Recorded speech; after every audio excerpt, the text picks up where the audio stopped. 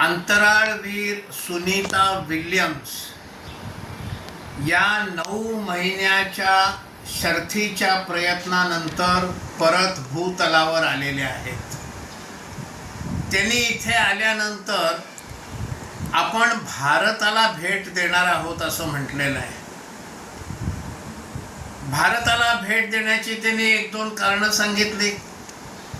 त्यांचे वडील हे मूळ भारतीय आहेत, दीपक पंड्या असं त्यांचं नाव आहे.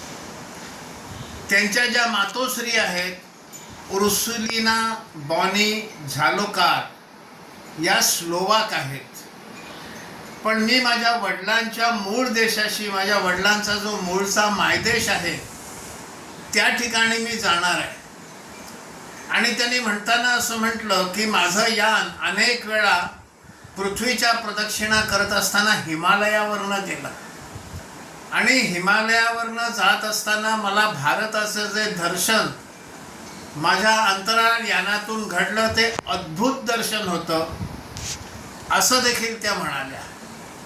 त्या भारतात येऊन इस्रोच्या वैज्ञानिकांना भेटणार आहेत आणि इस्रोनं अलीकडच्या काळामध्ये ज्या प्रकारची प्रगती केली, चंद्रयान, मंगळयान वगैरे, त्याबद्दल त्यांचं अभिनंदन करणार आहे असंही त्या म्हणाल्या.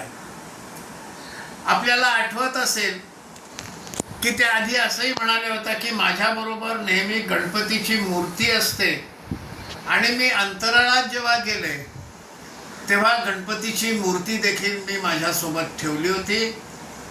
ज्यांच्या वडिलांचं मूळ भारतीय आहे त्यांची ही कन्या अंतराळवीर ही भारतात येणार आहे. भारताच्या बद्दल आणि गणपतीबद्दल, भारताच्या देवदेवतांबद्दल, हिंदुत्वाबद्दल त्यांच्या काय भावना आहेत हे यावरून स्पष्ट होतं.